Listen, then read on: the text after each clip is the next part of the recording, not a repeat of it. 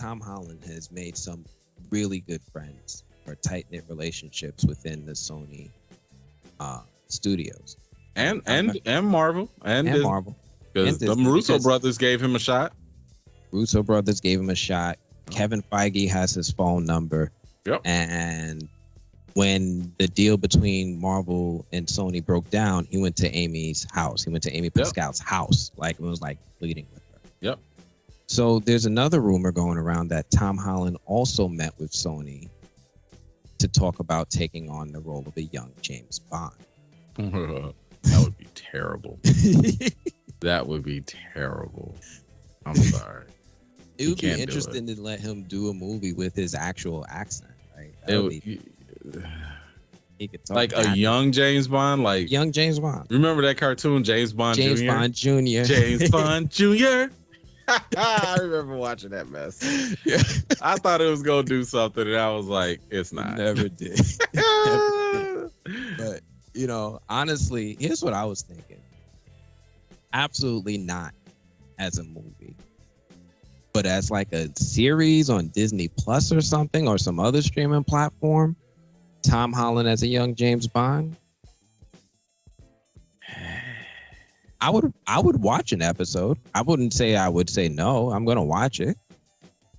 I mean, now, if you tell me about the movie, I'm gonna wait for it to come to streaming anyway. But if you put it on streaming to begin with, you have a better chance with me. That's all I'm saying. That's rough, man. That's rough. That's rough. I don't know. I'm gonna have to see. They're gonna have to have some dope trailers, but I mean, seriously, like Tom Holland's like he's in his 20s, I want to say. Yeah. And he can still play a teenager. Like, what James Bond are you showing us? Is he gonna wear a white suit James too, or Bond Jr.? Like, I don't, bro. I don't care. Yeah. I don't care. That's the only thing I can see them doing, right? Just I don't. All of a sudden, somebody there thinks James Bond Jr. is a franchise worth bringing back with Tom Holland. I think that's a mistake. Look, somebody there thought that Mark Wahlberg shouldn't be Nathan Drake, or anybody else. They thought Tom Holland should be Nathan Drake. So let's just take that and think about that when it comes to how they make decisions there. Now, to be fair, that Nathan Drake is supposed to be like much younger, right? And I think that's only because, what's that dude's name? Nate Fillion, is it? I think it was only because like he just wasn't, or maybe he's slightly aged out of the role, maybe. There's so many people you can give that to. Because like I would even took been Ryan the leading Reynolds. candidate. I would have even took Ryan Reynolds. Ryan Reynolds would have been a fine Nathan Drake. He could, but my issue with Ryan Reynolds is, as funny as he is, as great of an actor as he has no range. He has no range. Like Ryan Reynolds is Ryan Reynolds, and it's sad because I've seen Ryan Reynolds in older things, and I'm like, you could be great if you weren't so comfortable. Yeah. Like he gets very comfortable. And he sticks to his lane. That's fine. Because I would love for him to have range, but he's finding success in his lane. That's what I'm saying. There's no reason for him to push, because he does what he does, and it works. Above averagely well. Mint Mobile, like, wow. Who starts a phone company, right? But as far as the whole James Bond thing and Tom Holland and all of his activities with Sony, this company, this is how they make decisions. They sat on the Uncharted movie for years when they originally had Mark Wahlberg in the lead with, who's going to play Sully? I think it was Robert De Niro. Really? Robert De Niro was going to play Sully. Oh, wow. This was years ago, and he was going to be, like, if you played the video games, Sully is an older dude. He's not somebody that takes place. I've never played the game, so I don't know. Nah, he's more of like the older mentor that doesn't go out on missions anymore, but he tells, Nathan, where the treasures are. He helps him solve the clues. Gotcha. And there were sections inside the games where you played as a young Nathan Drake as via flashbacks to give like backstory between him and his brother. Mm-hmm. So like there are times when you play as a 12-year-old Nathan Drake, but never like a 20-year-old Nathan Drake. Mm.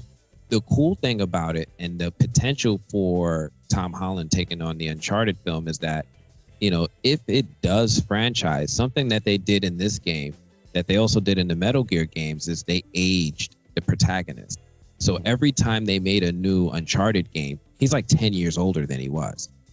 And he's like showing his age, and you like hear it in his character and things like that. So like first he starts on his 20s, then he's in his mid 30s, then he's like in his 40s, and he's like, all right, this is the last. I can't keep jumping out these damn planes. Yeah, right. So he's like, all right.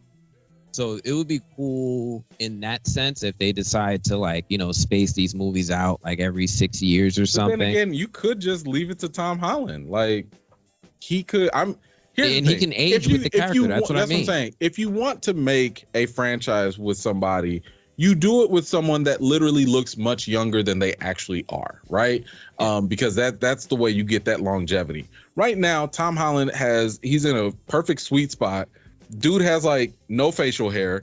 I don't even think he can grow facial hair. I don't know.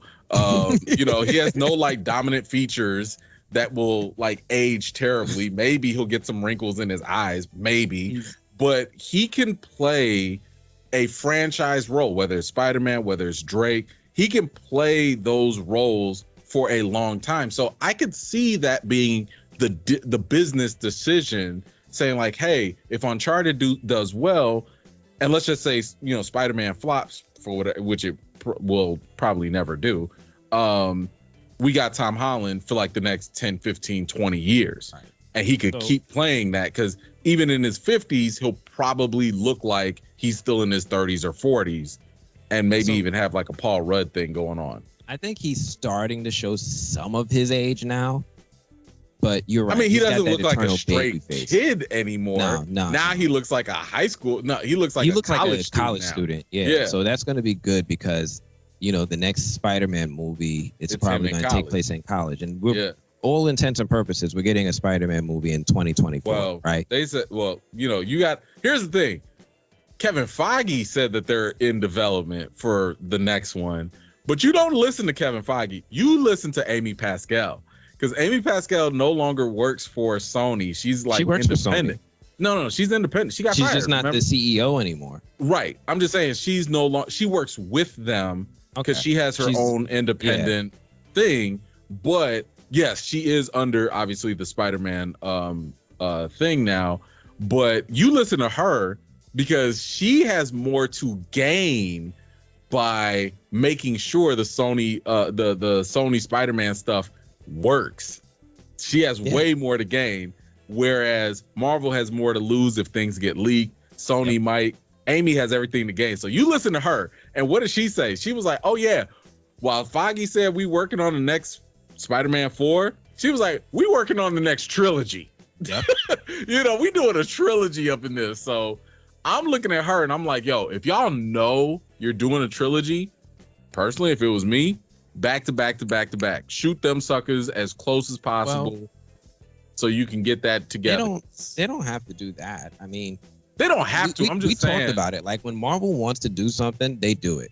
When did these? I agree. When did Homecoming come out?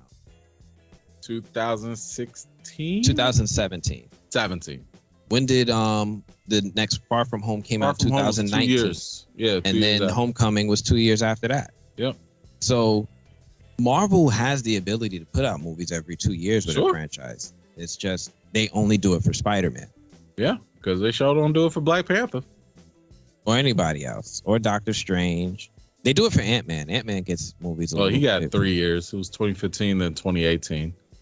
I mean, that's still faster than like Thor. Well, Thor was struggling too.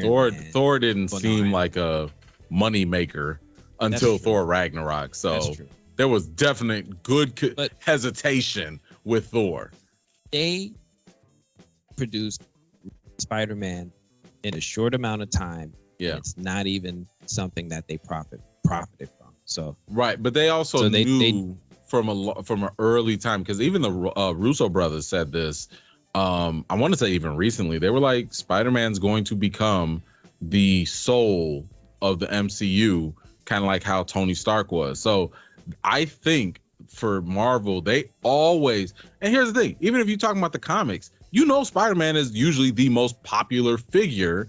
So it was more of an investment. They knew like, hey, let's prove to Sony that we can make this movie. It'll be great. It'll be, $1 billion, make y'all money. But we're going to make him the new centerpiece, and it's gonna blow up. And it's look incredibly at what it's doing. Mind blowing to me that they're taking a character they don't own the rights to and making it their centerpiece.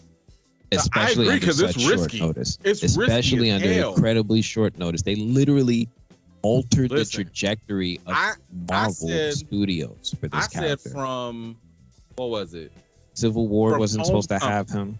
From Homecoming, I was like, Marvel or Disney, they need to bite the bullet and buy Spider-Man's rights back straight up. They needed to just say, like, from that point on, because now the value of Spider-Man has increased significantly.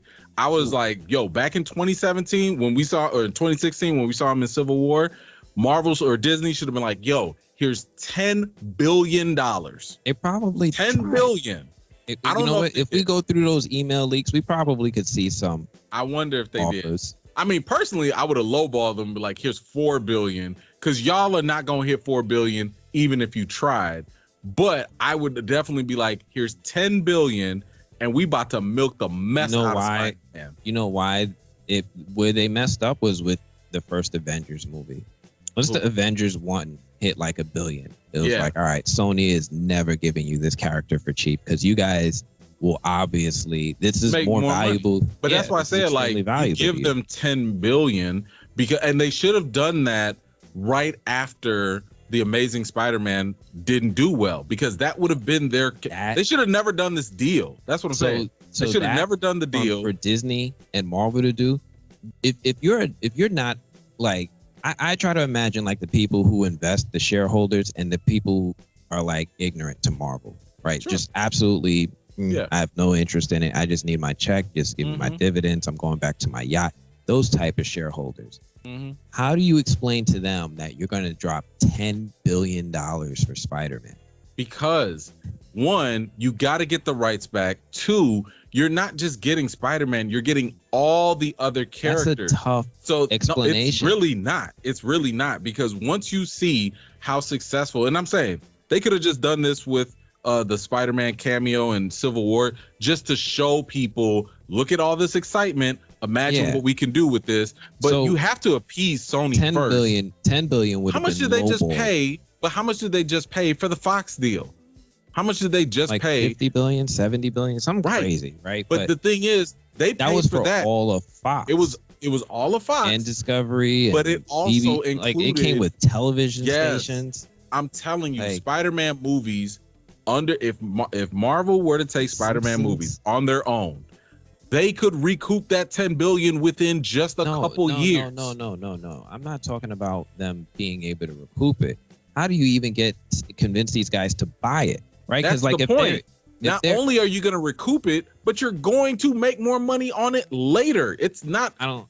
I think it's not a hard sell. Right? Because I know what you're saying. How do you get your shareholders to buy in and you don't get fired by even bringing up the idea? Like, we're just going to drop 20 billion, 10, 20 billion on one character. But it's not one character. It's not one character. I hear you. That wouldn't be the pitch. You can't sit there and be like, all right, hey, have you guys ever heard of Spider-Man? They're like, yeah, I heard of him. Like, yo, we want to make his movies. It's going to cost $40 billion. Like, that's not okay. Right, that's not the pitch. That's not the pitch. That's a terrible pitch. The pitch goes, hey, look at this. We have a Spider-Man franchise that we will pay $10 billion for, but we will earn 20 to 30 billion on later, not only on the movies, but also the merchandise and all the other TV properties that we can do. If it was before the Avengers came out, it would be a tough sell to share. Yes, if it was at that point. After the Avengers came out, Sony's raising the price.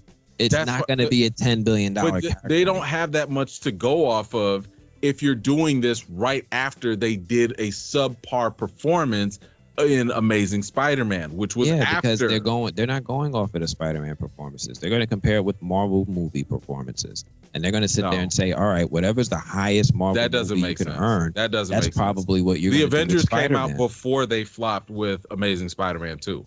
They're going to crumble, as most studios do. That's what I'm saying. So they're saying, look, they'll get pressure from the negative reviews and the lackluster box office numbers. So when that pressure hits them and they make a lackluster movie, and somebody comes and says, hey, let's not only give you more than what you normally would make, but we'll give you more that you would ever make in the next 5 to 10, 15 years. And you could take that 10 billion, invest it in other stuff and be fine. That's not a smart decision. And that was the type of stuff that'll get somebody fired. It wouldn't have been smart for Sony would have, but it would have been smart for Marvel and Disney. Yes, but whoever orchestrated that deal at Sony would absolutely get fired. And their children would be fired, right? Probably. That's a terrible deal for Sony. No, I agree. Look, it's just like how Facebook, before they went public, they were offered $4 billion.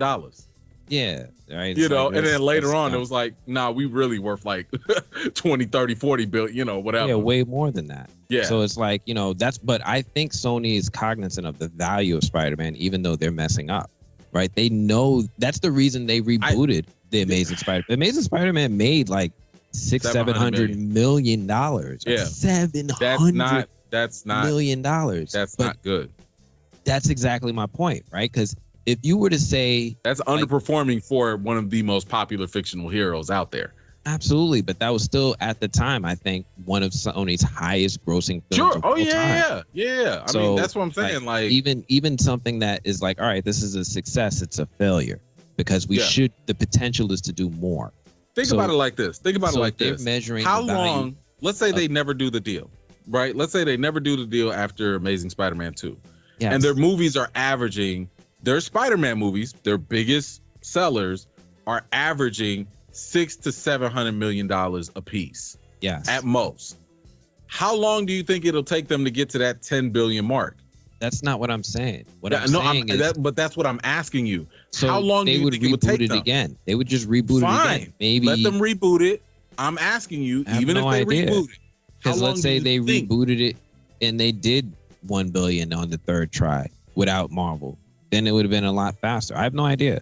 I can speculate because they were breaking box offices and making superhero movies before anybody thought anybody should, right? With the Sam Raimi trilogy.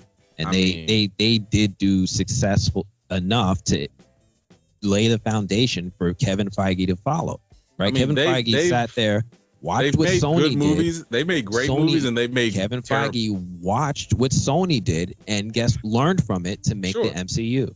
Sure. So I hear you that Sony definitely has been dropping the ball, but there's nothing to suggest that they are the godfathers of this superhero genre. Well, first of all, shout out to Blade. Let's not disrespect Blade, because Blade was before Sam Raimi did anything. He was, but Sam Raimi blew it out the park. Sure. Pick up the ball and run with it. That's all good. But what I'm saying though is like, let's not act like Sony didn't have ups and downs. Sony made 2 great Spider-Man movies with, Tobey Maguire, and then all of a sudden they did a terrible bomb as well. Then they made 2 mediocre movies with Andrew Garfield. It's not like they were sitting here like one was a hit, one was a failure, one was a hit. They were not going in a positive trajectory. Yeah, Spider-Man made money. They were going to make Spider-Man 4. The only reason they didn't make Spider-Man 4 with Sam Raimi is because they didn't like Raimi. So it was like, even though they did them bogus. Even though things could be critically panned, if they make enough money, they'll move forward. Amazing Spider-Man look at Venom. Yeah. And Amazing Spider-Man 1 and 2 weren't the most critically loved films, but they didn't make as much money as Spider-Man 3 with Sam Raimi did. 2 is still hell. Oh, you talking about Amazing Spider-Man? Yeah, Amazing Spider-Man 1 and 2 didn't make as much money as Sam Raimi's Spider-Man 3, and then it made them look bad because they were saying that they could just make Spider-Man movies without him. They got the magic formula. They are almost approaching $1 billion. Yeah. So anyway, Sony has potential to make money with Spider-Man. They were on track to make $1 billion with Spider-Man 4. Yeah. But it is what it is.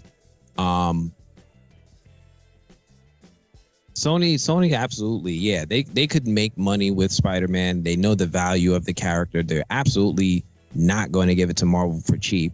Mm-mm.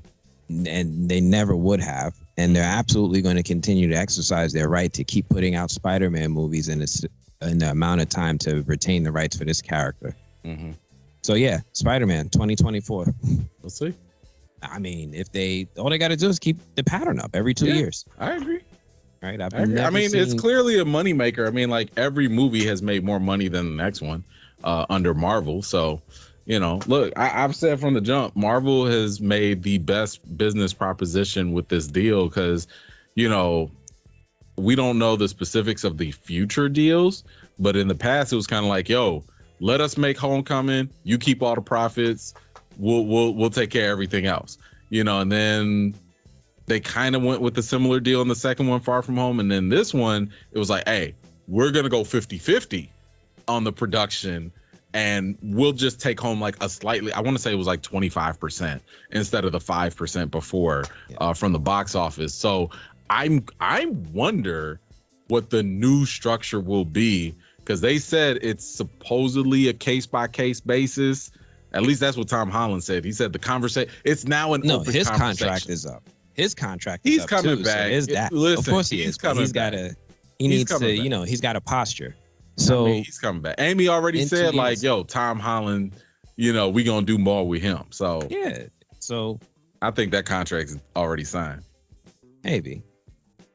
Anyway, these Spider-Man films, they'll keep coming. It still blows my mind that they're willing to make Spider-Man the center of their universe, even though they don't own the character. It's risky business, man. Then again, companies don't like doing it. Netflix canceled all their Marvel shows because of that. If you can't control it, and Sony just wakes up and has a bad day one day, they could be like, screw y'all. We ain't going to do this no more. It could happen. It could totally happen. And then what's Marvel going to do at that point? I mean, granted, they could still do whatever, but they were doing fine. Because technically, everybody. That's the part that bothers me. They were doing fine without him. They were. They were doing better than fine. Yeah. Yeah. But like I think Iron Man broke $1 billion. Iron Man. Expectations have exceeded with Marvel, where now it's kind of like, ain't no going back. Ain't no going back. You can't. And I mean, they tried it with Eternals, right? That to me, Eternals is a perfect example of Marvel going a little too deep in the barrel.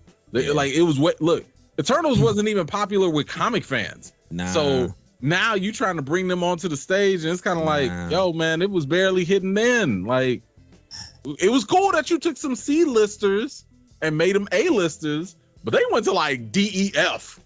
Okay. Yeah. They want to get the characters that they don't have to share profits with as much. Right. So Jack Kirby created the Eternals, and they're being very specific with the characters they choose to adapt because they have to do profit sharing with some of the co-creators. Yeah. I know you got to run real quick. I wanted to do one last thing, and I'm gonna let you go.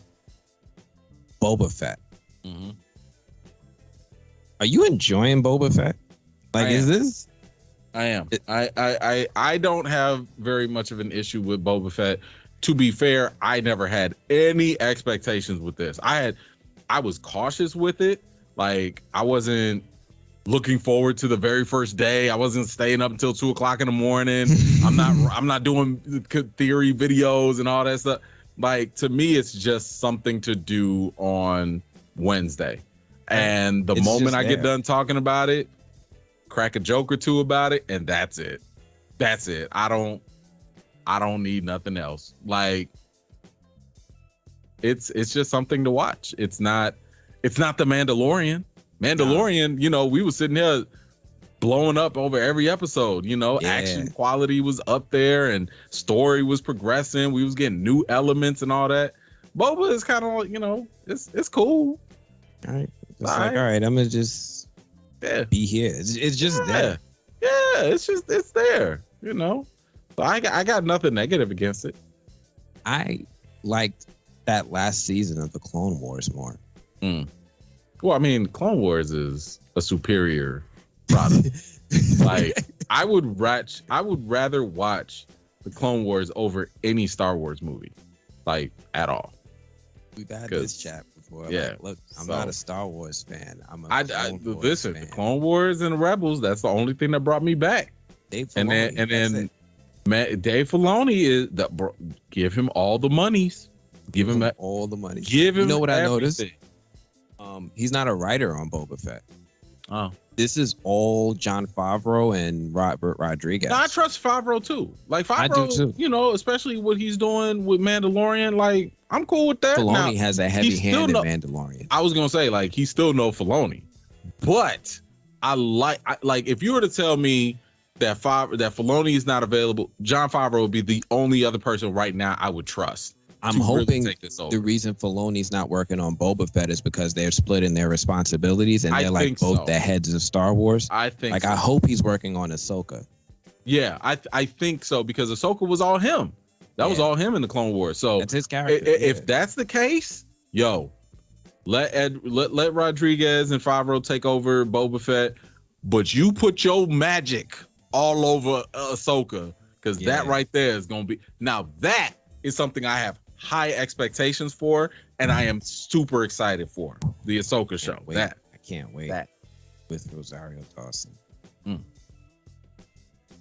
Anyway, that's all I was wondering. Boba Fett is like, it's my Sunday show. There you go. All right, even though it comes out on Wednesdays. But yeah, that's all I had. Is anything you wanted to chat about? Any other topics? Any fun stuff? Nothing I could think of, man. I think that's about it for the week. All right. Well, thank you guys for joining in on another episode. We'll be back next week. It's same bat time, same bat channel. Until then, peace.